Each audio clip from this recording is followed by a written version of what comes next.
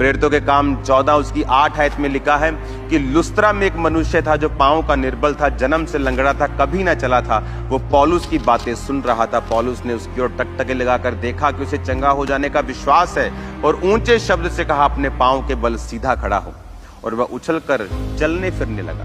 5 आयत में लिखा है, परंतु जब अन्य जाति और यहूदी उनका अपमान और पथराव करने के लिए सरदारों समेत दौड़े, लिखा अन्य जाति और यहूदी क्रिश्चियंस भी मिले हुए थे उनमें। जो पौलुस का विरोध करने वाले सिर्फ अन्य जाति नहीं थे, क्रिश्चियंस भी थे, यहूदी लोग भी थे जो अपने आप को परमेश्वर का दास बोलते थे। वो भी डायरेक्टली इनडायरेक्टली कोई ना कोई बकवास करते रहते थे, और लिखा कि वो भी उस विरोध में इनडायरेक्टली शामिल थे। और वचन में लिखा है कि जब पौलुस और उसके चेलों को मालूम हुआ कि ये लोग हम पर दौड़ रहे हैं, तो लिखा वो वहां से लुस्त्रा नगर में चले गए। और क्या हुआ लुस्त्रा नगर में? लिखा लुस्त्रा नगर में एक व्यक्ति था जो पांव का निर्बल था, जन्म से लंगड़ा था और कभी ना चला था।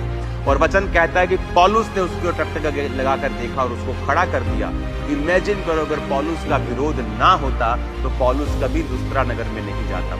पौलुस कभी लुस्त्रा नगर में नहीं जाता तो कभी भी वो लंगड़ा चंगा ना होता। वो लंगड़ा चंगा हुआ, हजारों लोगों में सुसमाचार फैला कि कोई पौलुस नाम का परमेश्वर का दास आया है और उसने उस लंगड़े को चला दिया है।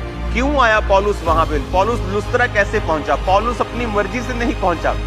पौलुस लुधियाना में प्रचार कर रहा था और वहां पर उस लोग, अन्य जाति भी और क्रिश्चियन भी उस पर दौड़े, और वो अगले शहर में चला गया। वो पटियाला में चला गया, और पटियाला में कोई जन्म का लंगड़ा था जिसको चला दिया गया, और पटियाला के लोगों ने देखकर विश्वास किया। पौलुस अपने आप वहां पे नहीं गया। लोगों को इस बात का मालूम नहीं है कि विरोध आपको वहां लेके जाता है जहां आप अपने आप नहीं जा सकते। मेरा सबसे पहले विरोध कहां हुआ? मेरे परिवार में। उसके बाद मेरा विरोध कहां हुआ? मेरे रिश्तेदारों में। फिर मेरा विरोध कहां हुआ? क्रिश्चियंस में, पास्टर्स ने किया। उसके बाद कहां हुआ? अन्य जातियों ने किया। देन सी हम कहां पहुंच गए हैं आज। आज पूरा वर्ल्ड हमें जानता है।